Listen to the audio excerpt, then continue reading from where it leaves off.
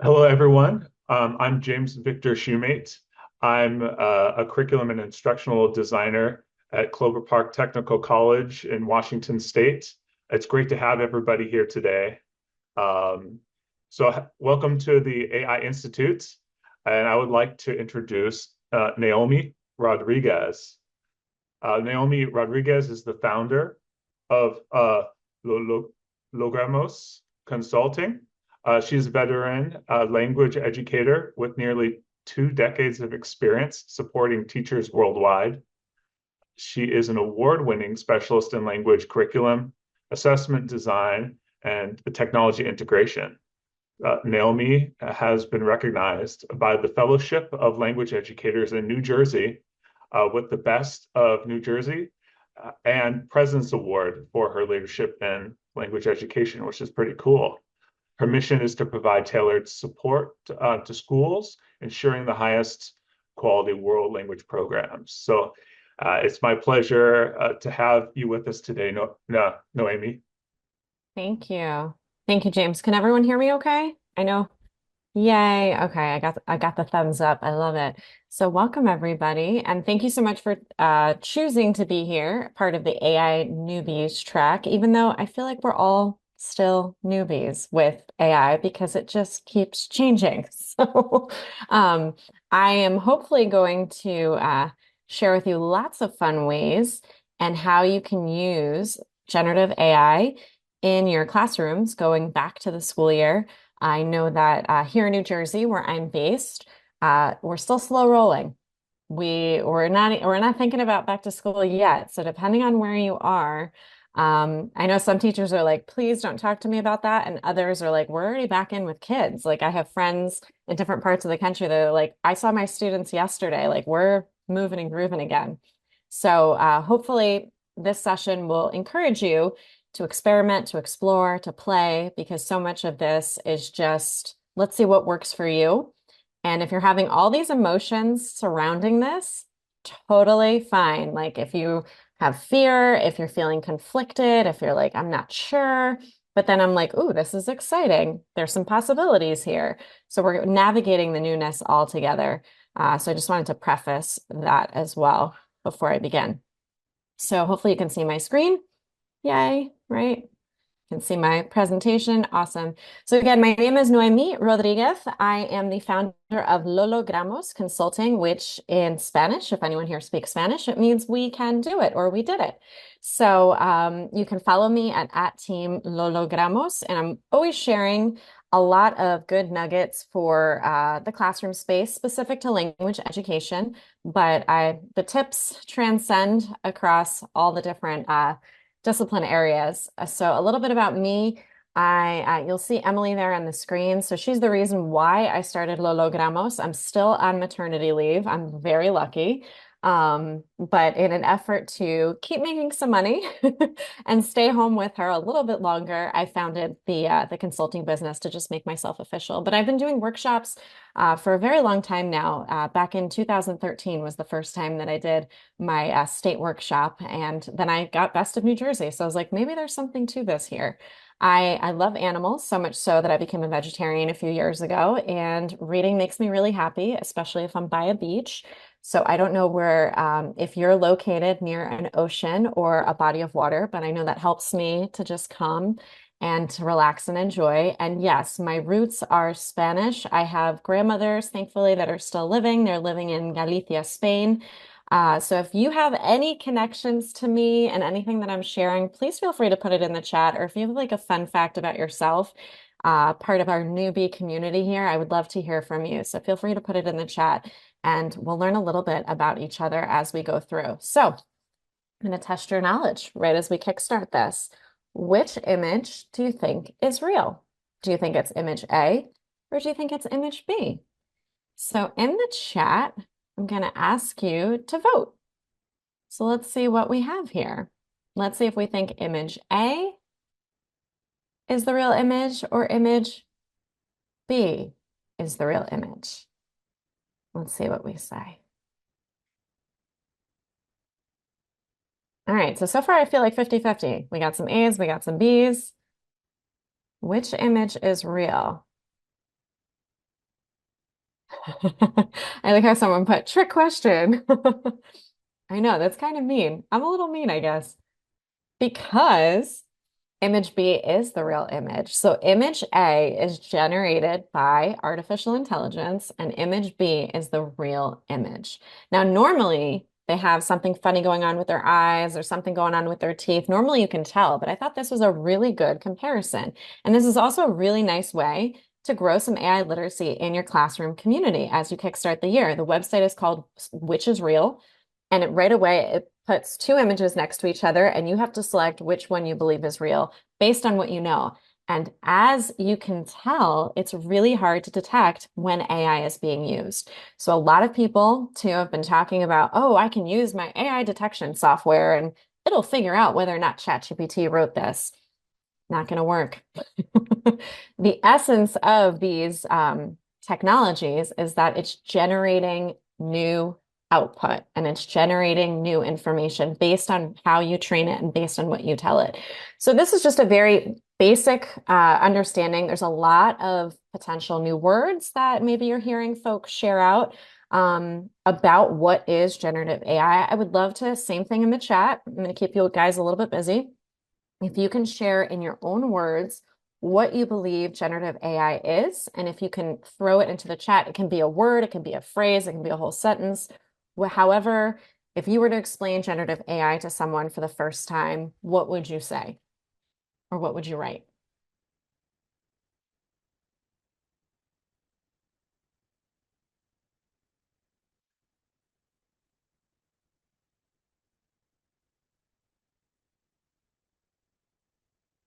So we have a tool, but not an answer. Wonderful. I agree. Technology in my classroom is viewed as a tool, not a replacement, right?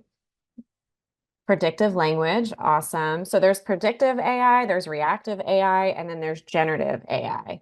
So we're going to be focusing on generative AI, images or text that are generated based on my prompts. That's the magic, is the prompt. And we're going to talk about that. Creates content by searching and synthesizing. Yes, now you can actually train your LLM to work for you. I love I've been talking with teachers recently about tell your LLM, ask me 20 questions to get to know my role as an educator or in education. And then your LLM will ask you 20 questions. You obviously have to take the time to thoughtfully respond to those questions. And then voila, it remembers who you are, whether you're a science teacher, math teacher, language teacher, and it's going to work for you and it's going to help you going forward knowing that information. So a year ago, you couldn't train it as well as you can now. So it's evolving all very quickly. Very cool. Assist learning, yes. And we also have to, and I want to, I guess, challenge my friends that are here today. I want to push back and say, what is of most worth, right? What knowledge is of most worth and what's most valuable to us in our classroom? I think generative AI is going to force us to answer that question on a daily basis and really thinking about the skills that our students need and the understandings and how they demonstrate that understanding. I look at performance assessments. We rock and roll with performance assessments in the language class. Like, you want to have a conversation? Let's have a conversation. I'm going to know right away whether or not you have in fact been practicing and acquiring the language. But if you hand in an essay and we can't talk about it, there's an issue there, right? So I want to be able to validate my students' understanding. So it's really important, as I'm talking about students as well, to have critical conversations with our kids and as a school community as we move into the new school year. So these are just some ideas thinking about really addressing the elephant in the room because we're no longer at a point where we can say, oh yeah, we're just going to ban it. We're not going to use it. We're going to just ignore it, right? It's been over a year and our kids certainly are using these technologies. So thinking about how we're emphasizing critical thinking skills and making sure that we talk to our kids about AI hallucinates. It wants to give you an answer. So sometimes it makes it up and you're like, what are you talking about? So you got to fact check. You have to verify, and we can encourage our students to do the same. And then you also want to consider ethical implications. So how are our students using AI? Are they using it in a responsible way? Do we have assignments perhaps that say no AI? And then we have some assignments that we say full AI. It's up to you. It's your classroom. It's what you feel comfortable with, right? But it's important to have the critical conversations before the class really gets moving and grooving. I'm going to use that line again. So this is a acceptable use scale that I so appreciate. And you'll be able to, at the end of the presentation, you will gain access to the presentation. I threw together a feedback form, and my hope is that if you're okay with filling out the feedback form, then you would get the presentation, access to all the links and all this good stuff. And I'm also putting things on the app for this incredible summit that they're hosting today. You'll be able to click there, make your own copy. Thankfully, the folks who created it are okay with like massive sharing, right? But I thought this was like a really nice way to present, hey, we can do some AI assisted editing. So first draft, let's see what you got, right? Then we're going to use AI to help us maybe finesse or maybe get some ideas about how to make our writing a little bit better. That's also why I appreciate Conmigo within Khan Academy. Their model works in a way to help guide students, not necessarily just give them the answers or say, this is what you need. So there's some really awesome tools that are out there, again, to help us as educators still teach our students to use this responsibly.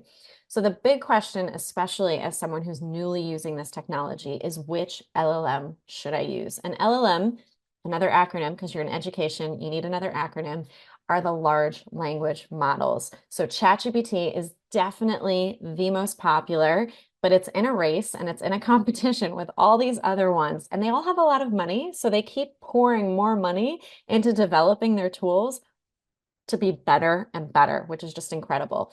So you'll see here as well, you want to determine, is it ChatGPT? Do you want to use Microsoft Copilot? If you're more of like a Microsoft person, is Gemini maybe your jam? I know I love Gemini. I've been using Gemini a lot, and my school district is actually adopting Gemini as our teacher LLM. So they're encouraging us to use Google Gemini really because of the export, because it's easy to put it into a sheet. It's easy to put it into a doc. So it doesn't lose the formatting that sometimes happens with ChatGPT because it doesn't necessarily export as pretty as we want it to, especially as educators. And then we have Claude. And Claude, thanks to Anthropic, I think is the best in terms of language learning. So there's a chatbot cheat sheet that's also linked here that you can check out that highlights these 4 tools and which one is better at which in the moment. And again, this could change in 2 months. It could be like, nope, Gemini is actually in the lead for language learning, not Claude. We'll see, right? That's the beauty of this. Week by week, day by day, there's these changes, but you want to determine which one first. So in terms of prompting, regardless of the LLM that you use, you want to inform your LLM to be whatever it is that you are. Or let's say you're like, you know what? I want a new workout routine. You're going to tell your LLM to be a fitness instructor. Or if you're looking for recipes, you're going to tell your LLM you are a culinary chef. You are an amazing chef. You want to include information, though, if you're sticking to the educator hat about your classes, your student population, unit, and topic, but nothing too specific. You need to maintain your privacy. You need to maintain your students' privacy. So it's really, really important that whatever information you feed these systems, you're doing it in, I guess I'm going to say, in like a very strategic but yet precise way, because you don't want to say too much, but you want to give them a good essence of what it needs to be or what role it needs to take on. Then you want to think about the end in mind. So that backwards design process. So if anyone's trained, right, in backwards design and thinking about the end first, that's what you want to use when you're designing a good prompt. And again, another buzzword in education, scaffolding, right? So little by little, you're giving it more and more. So think about that as well as we going through this. So what is your goal? Make sure that you're specific yet strategic with the specificity. You can provide URLs. You can ask it to make tables. You can limit the word count, which is really important because sometimes ChatGPT likes to go on and on and on. And you just really needed like a paragraph or like 300 characters. You don't need everything that it spits out because, again, it wants to give you an answer. The answer also may not be right. It's gotten better, especially in like a year. The technology has definitely gotten better in terms of the confidence level of the tool, but just something to consider. And then the next step in designing a good prompt is to clarify. Go back and look at your prompt and say, you know what? This could use a few more words, or let me make sure I include this information just to make sure that it's matching my expectation. Because believe it or not, the original prompt is the most important because sometimes, especially with image generation tools, it gets skewed. Like if you keep asking it to like revise, rewrite, then it just gets worse, as I've noticed. So if your original prompt is very clear, you've clarified, you've given it all of the information that you're looking for, the back and forth, maybe you do it like once or twice, but then hopefully your end product is just what it is that you were looking for. And then, as I was sharing before, you can refine it. So if you're not 100%, or if you want to push back, which I've seen teachers push back and challenge the information that the LLM has created, and they've said, that's not accurate. It's actually this, especially with language teaching. You've made a mistake. Did you know that this is how you, right? So, like, we've corrected the LLM in certain situations to make sure that it is 100% what we want it to be. And you can ask it to be more engaging, more creative. If you wanted to throw in like a fun nugget about Taylor Swift, it can do that. I like to think about my students' interest, and I'm like, you know what? We're going to write a really funny story about T Swift and like all the drama that's been going on there. And why not? We can do it in a comprehensible, fun way. And ChatGPT can help me create that. So I don't have to necessarily start from scratch. I can have this thought partner, this brainstorming buddy, this writing assistant to get some assistance. Now, you picked your LLM, you've walked through prompt design very quickly. And now, just to make sure that you're aware, there's prompt libraries out there for us, friends. So if we're like, you know what, I don't know where to start, Noemi, I'm not sure how to write a good prompt, you can grab any of the examples in these libraries and then use it and then just tweak it a little bit. So I'm going to try to, hopefully I can show you what I mean. You can all see my screen still, right? So I set up like my own little prompt library as a Spanish teacher, right? And I have all of these prompts here. So I'm going to grab this one because I like it. It's about lesson plans. So you're a high school Spanish teacher in New Jersey, design a 50-minute lesson for high school students operating at, and then I'm going to specify the level. So because I have it written very generally, I am going to make the tweaks here and I'm going to take out this information and I'm going to say beginner, yep, novice, mid. Actually, I think it looks good. I think it's ready to go. But again, what's in the asterisks? If I wanted to make changes, I could do that. Oh, the students love to eat. Just FYI, right? Little fun fact. My students are all, I don't know, athletes and they all love to eat. So make sure that we include some of that in there. So I'm going to go ahead and populate, right, my LLM of choice Gemini with this prompt that I wrote specifying what it is that I need with the Mediterranean diet in mind. And then right away, it produces a lesson that I can, oh, I like this. Let me pick and choose what I want to try. Now, would I just copy and paste this? No, I still need to use what people are calling the HI factor, my human intelligence. So I need to combine HI plus AI to make sure it's what I want it to be. So just like I wouldn't blindly copy paste and then send something out to my parents, the same goes here. I want to make sure that this lesson shows, right, who I am as a teacher. And maybe there's some elements that I can, oh, I didn't think of that. Oh, that sounds like a good idea. Let me brainstorm that a little bit more. So here it has introduction to the Mediterranean diet. I work in the modes of communication, which is reading, listening, writing, and speaking very often. So here I have examples for the interpretive mode. So what the kids are interpreting. Interpersonal, that's when they're going to dialogue and talk in a spontaneous situation. And then presentational is where they show me what they know, either through speaking or writing. And there's a rehearsal element to it. Closing activity, formative assessments. Oh, and it provided some information for me about differentiation because that's important, knowing that I have this mixed grouping of students and mixed abilities in my Spanish class. Additional tips, look at that, additional tips. How nice is that?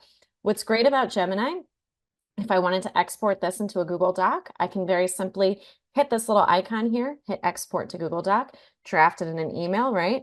And then if I hit the more button as well, I can copy paste, I can do that. And if I like this, I can go ahead and give Gemini that feedback and I can say, why did you choose this rating? It was easy to understand. Thank you so much, Gemini. So then that way it learns, oh, this was something that I created for this user, right? That they really liked. So one way to use your prompt library. So again, I have my prompts stored here, but there's a ton of different, thankfully, education websites that are out there that are available for folks to use if you're like stuck and you're not sure where to go.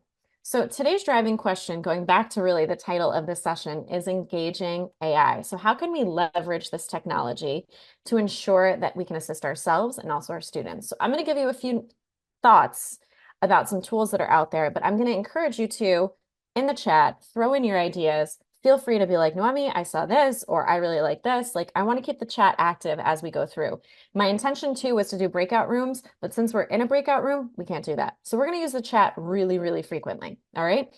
As I said before too, we want to be strategic. We don't want to just give out all of our information. No, no, no, friends, because we don't know where our data is going. Let's put it that way. And we want to keep ourselves as private as possible, right? In a very digital world.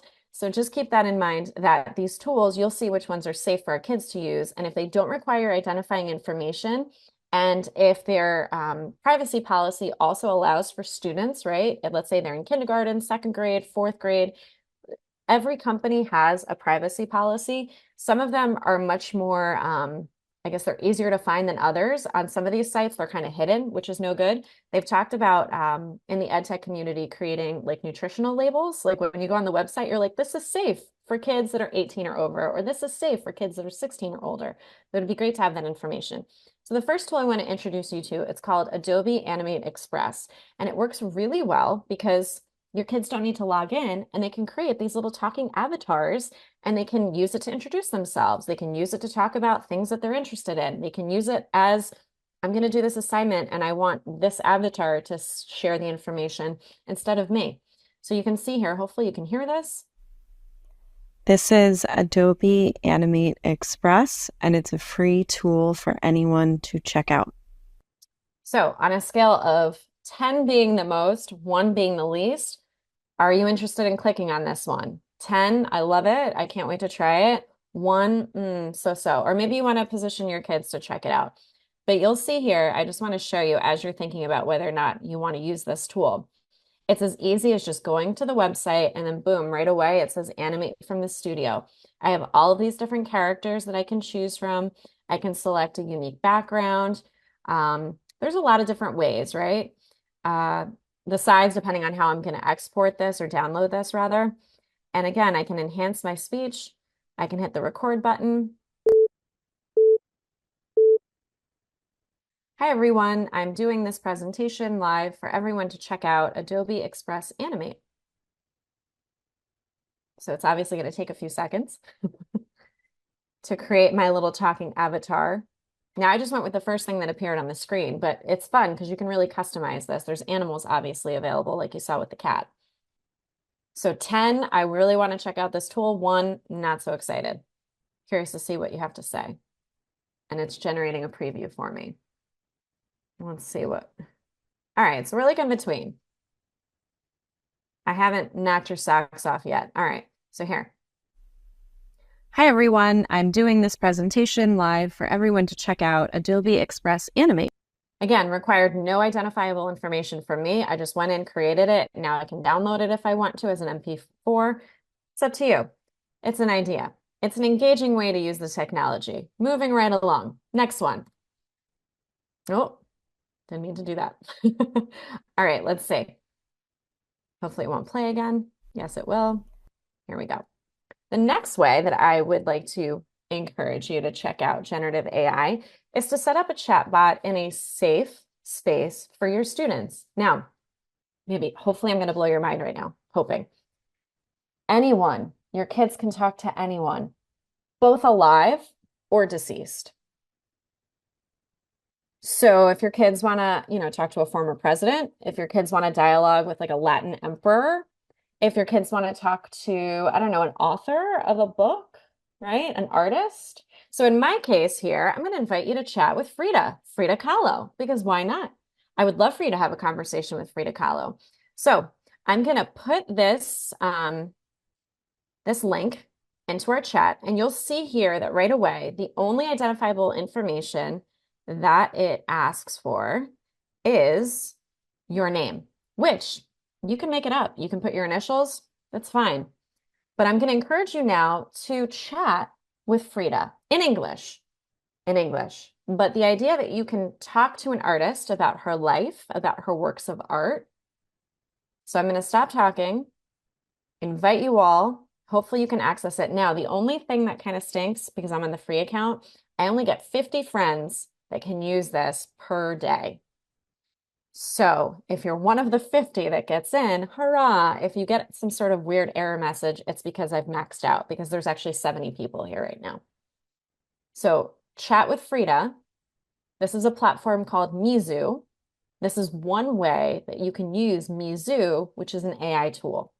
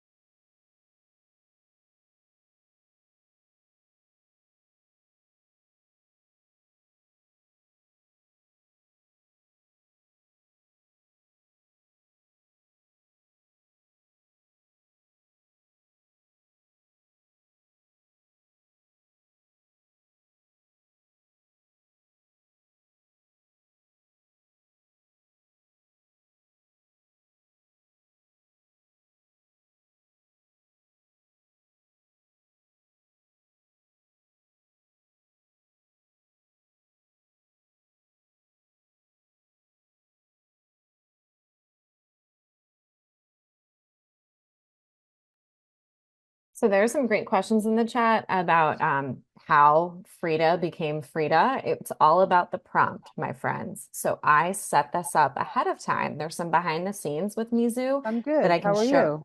show you. But right now I have a lot of friends still active having a conversation with Frida. I'm going to ask you because you've had maybe about a minute, minute and a half to play around, which is not enough time, I know. But I'm going to have you end the session if possible. It should be somewhere in the right-hand side if you're in it and if you're conversing with Frida. So I'm going to have you end the session and then I'm going to refresh my screen so you can see the teacher side of this and you can see how it grades you. And then I can see the conversation and how you also stay anonymous, which is really important.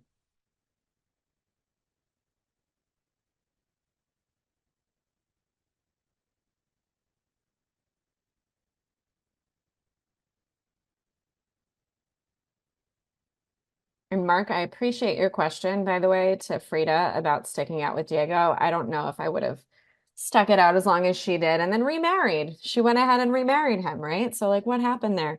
But I did not provide the chatbot information of Frida and her life. It knows this information thanks to AI. It has all of these incredible sources that it's tapping into to become Frida Kahlo as a chatbot.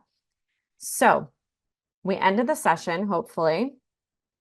I'm going to refresh my screen. I love too that I have some familiar faces here, which is awesome. So thank you. Any of my world language people that are here, yay, who joined in.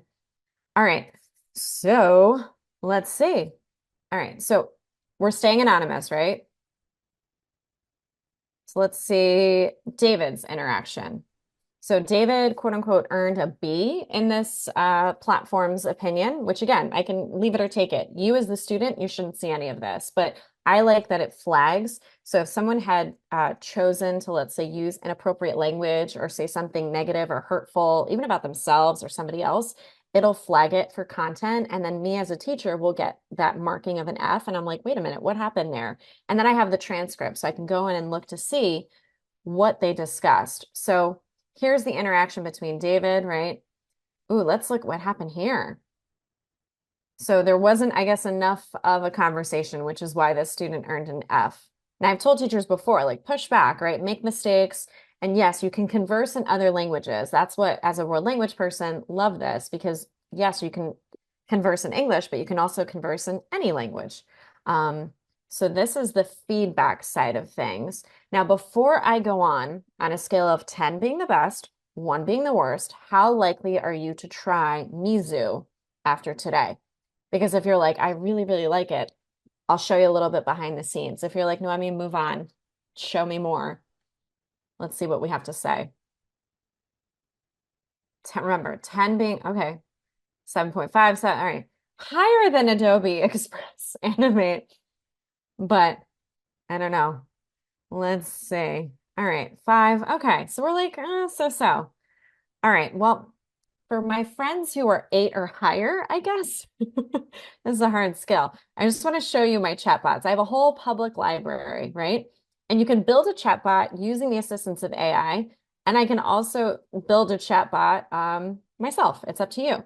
So here, I'll show you the Frida Kahlo one to give you a little sneak peek behind the curtain.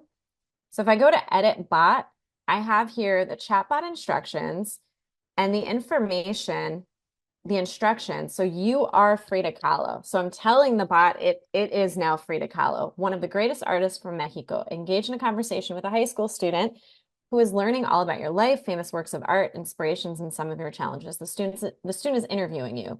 Keep your questions short, but ask follow-up questions or your answers. So I chose a level here. It generated an AI picture for me. And then the more options, this is what's important. There's rules that I put in. So always keep responses within 300 character maximum, provide feedback, ask questions, encourage critical thinking, and maintain engaging the conversation in English. Now, I could have changed that. Maybe I wanted the bot to speak in Spanish, in Italian, in German. I can go ahead and make those tweaks here. I can also, if I were on the paid account, upload a knowledge file, and it can use that as a source as part of its conversation, which is pretty wild. So then that way, your chatbot is customized to whatever content you are giving it, in addition to the rules and the information that you have set up. So I'm just going to hit update. It's public. I can, of course, preview this beforehand and do a little chat, but that is Mizu, which again, some of us are like, yeah, that sounds really cool. And then some of us were so-so. So the next way to use artificial intelligence in a really engaging way, I think, is through song creation. So gone are the days where if you have a birthday or wedding anniversary coming up, maybe you want to make a customized song for your loved one. Why not? So I created this song. It's in French. Let's see if you can hear it. And the cool thing is you can create it about any topic. So if there's like something really boring that you have to teach and you're like, I'm going to spice it up and we're going to do a song. I know at the high school, even seniors get really excited with music. So no matter what the age, music is just, it's a beautiful thing. And here we have a tool, 18 or older though, to use it. The little ones can't use this, so only the older students can use this. But dans son sein sur la terre, protégeons-la pour toujours. Les animaux ont besoin de nous. It's all about the environment. Pour qu'ils vivent chaque jour, sauvons les océans. And my French teacher friends, if anyone's here, they've told me they're like, the French is actually pretty good. Kind of catchy, kind of fun, right? So if I go to create, so Suno.ai is, I'm using a free account, by the way. I live in the land of free. I love free. So I created an account and you'll see here, I have a library and I'm limited though to how many characters. So I have 200 characters that I can work with to create a song. But you'll see here that I have all of these different, both in English and in Spanish, songs that I've created that now I can use. I can download it. I can use it as a teaching resource for my lessons. So 10 being the best, 1 being the worst in terms of tools. What are you thinking about music generation? I would love to see your thoughts. What are we thinking music generation? Would you try this? There's other AI tools that are out there like Udio and Beethoven. I know that certain tools are also creating controversy with musicians and artists. Okay. Again, a mix. Well, you might spice up your business class with a song, right? About economics, maybe. You never know. You never know. Just an idea, right? This is what it is. We're experimenting, we're playing, we're seeing how to use this. All right, so a few more ways on how we can use generative AI. Simplifying tasks. Now, I know where I am, my students really struggle with executive functioning and just breaking things down and saying, okay, what do I need to do first? What do I need to do next? Especially when I assign an essay or a project or something that requires a lot of like, how am I going to organize this? So there is a safe tool that's out there. It doesn't require any identifying information, and it's using AI technologies. It's called Goblin Tools. So let me show you how it works. So Goblin Tools, for those of you that are here, it has these to-do items at the top. Now, we talked a little bit about, hey, what am I going to have for lunch? Same idea here. It says write your ingredients. So it'll provide me if I'm like stuck on what to make, which I know is a constant debate in my house. What's for dinner? We never know, but we can use AI to help generate some ideas based on the ingredients that we have in our fridge. The estimator gives an estimate of how long something is going to take if you're not sure, which if it were my brother, he would love this tool because my brother was one of those students that I just want to get it done. I just want to get it over with. How long is this going to take me? 20 minutes, an hour? So he would have appreciated kind of knowing in advance. The professor tool, give me a crash course on. This could be really useful for your students in terms of building background knowledge. Maybe they're not sure about a particular concept. They can get some assistance right away through this tool. Again, it's open, it's free, and it doesn't require any identifying information. So here, the judge, you can read for, some people have told me, oh, I've used this to like misread or like to see if there's a tone coming through on email. This one, not necessarily. The breaking things down is the one that I like the most, especially with students. So here, writing an essay about immigration laws, you can see how it breaks down what it is that I need to do as a student. And I can go ahead and just check the boxes off as I get these things done, which is a really nice, wow, thank you. Thank you, AI. Now I understand what steps I need to take in order to get this done.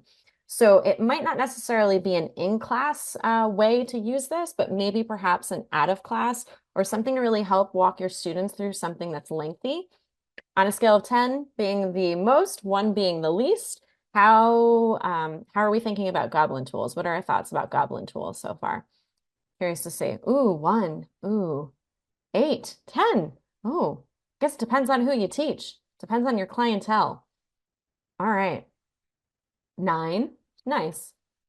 Oh, your own organization. Nice. I definitely procrastinate. This kind of helps you know, help me get going. Very cool. All right. Back to the tools. Another way is to use choice boards. And to use a tool, it's called magicschool.ai. It's very famous, quote unquote, in the techie world of AI. So I'm going to show you a little bit about Magic School and how it works because it really is, it's become almost like a one-stop shop for teachers. There's a lot out there for teachers. I consider this one to be the most, I guess, comprehensive in terms of what it can do for you. Of course, though, unfortunately, time has changed where it's no longer a free tool. They give you a trial period.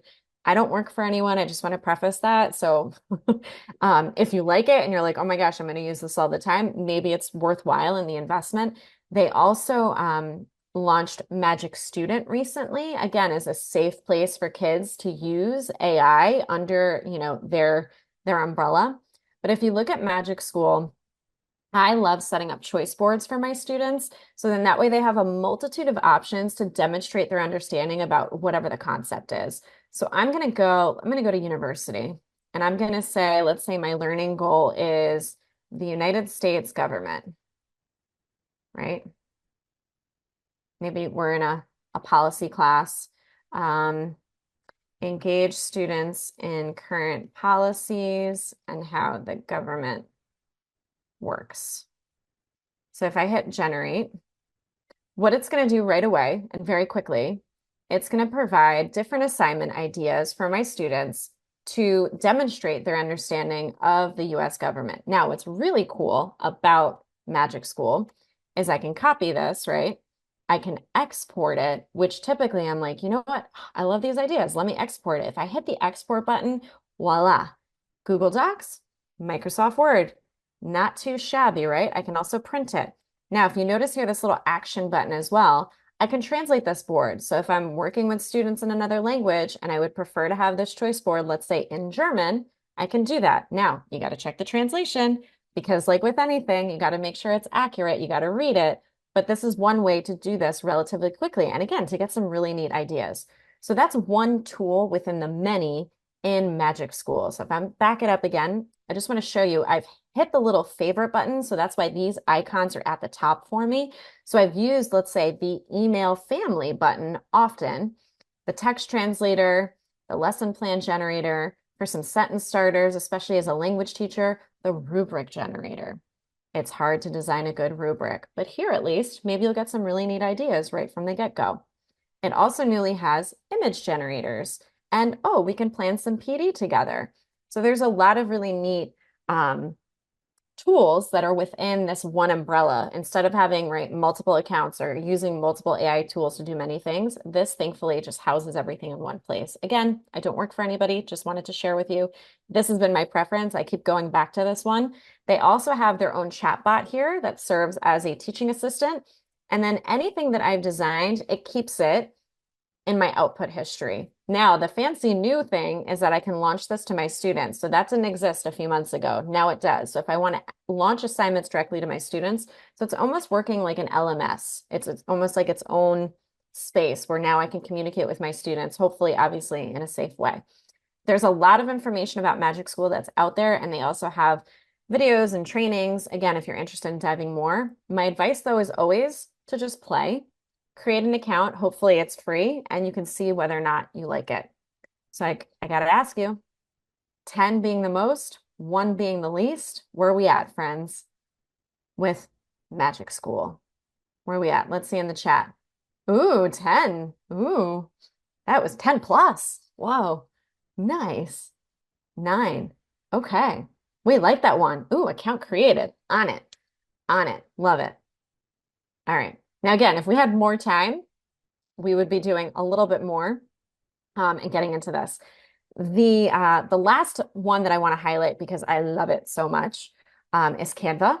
Now, Canva has image creation, video creation technologies all under their Magic Media, and you can use the AI in Magic Write and Magic Design to do so many things. I especially like to have students create digital stories at the end of every year to demonstrate their understanding of whatever it was that we had, spent some time on throughout the school year. And students came up with some really creative, fun stories, but most of the time they didn't have images to match their stories.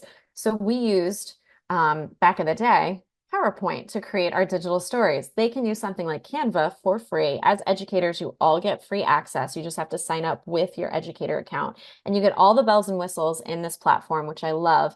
And there's a lot of neat ways to use, let's say, bulk create. I have some videos as well that are like less than 5 minutes for educators that you can check out, all about like different hacks and different ways to use Canva to create, let's say, content for your classes or to create, to grab a template and then modify it. They have a whole educator template library, which is really nice.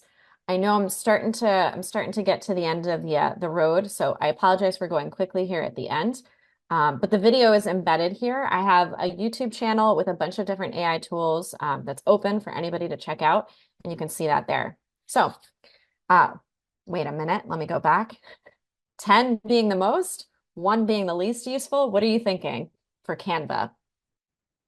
Ideogram is also a great image generation tool. If you want specific letters, let's say if you want somebody holding a sign with a wording on it, something so it looks like a real photo, Ideogram does that really well. And Padlet also has gotten even better with their I Can't Draw features, and they just keep evolving, making their platform better. Let's see where we're at.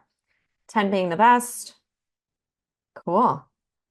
We could probably spend a whole day on Canva, just as a heads up. There's a lot. There's a lot out there. All right, friends. So I'm going to ask you to reflect a little bit. I apologize we didn't get to kind of chat with our friends, and I was doing so much of the talking today. I usually go through the cycles of soaring, which is strategizing, observing, applying and reflecting in any of my workshops.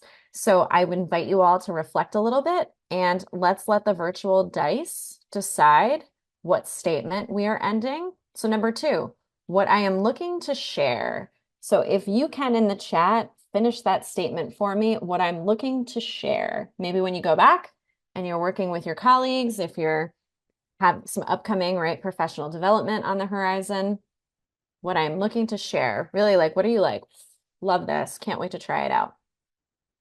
Let's see.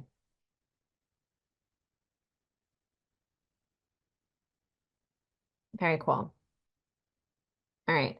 So I had shared with James previously a feedback form link. James is going to put that into the chat So that way you can fill out the feedback form while we're still in this window of the 50 minutes together. I want to give you time now to do it. And then that way, as soon as you submit the feedback form, you will get a published view of this presentation. So all the hyperlinks will work and you can click, click, click all the way through and hopefully stay connected to me. So thank you for sharing everything that you're looking into, how to use AI responsibly with the students. Ton of information. I know it can feel like you're drinking out of a water hose. So take it step by step, day by day. Start with one thing that you're interested in and then build off of that. That would be my advice to you all. There are some additional resources as well that I would invite you to check out. In particular, I have an event coming up that's specific for language educators on Monday, August 19th. It's free. It's actually a donation-based event. So we're looking to raise money for the New Jersey Rise Backpack Drive, which puts school supplies into the hands of deserving kids that are heading back to New Jersey schools. So it's a donation-based event. We have awesome moderators. It will be breakout style, similar to this, but the topics will be thankfully moderated by a fantastic panel of folks who are joining. So if you're interested in donating and joining us on August 19th, it'll be from 12 to 1:30 in the afternoon. So might be more, it'll be the morning for many of you who are operating under Pacific time. And then I also embedded here a critical conversations guide. It's accessible to as well through my website to really help guide departments and schools about having these critical conversations, either as a school district, as a school building, as a classroom, but things to consider, right, when you're navigating the space newly with your classes and with your schools. And then there at the bottom, you'll see that there's many resources that are out there about how to infuse AI literacy into your own class. So I would encourage you, just like we did at the start, like which is real, like to just do something like that and to acknowledge that AI is out there. It's important to have open dialogue and to be transparent with your students. And then to also say, like, we're learning this together, right? Like, you might teach me something. That's what I also love about technology. The kids are so cool and so smart. And usually they're like, here, Miss Rodriguez, like, I learned how to do this. Would you like to learn how to do it too? And I'm like, yeah, thank you so much.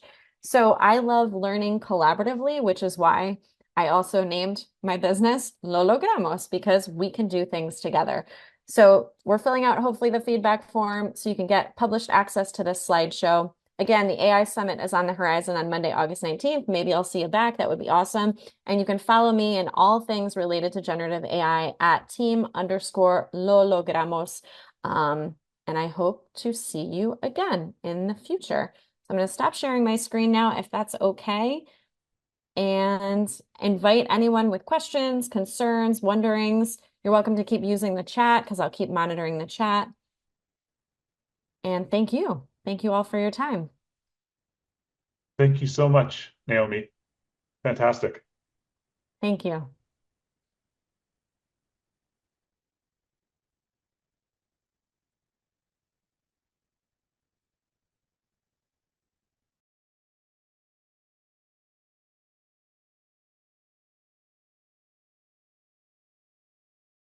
I love seeing multiple languages in the chat.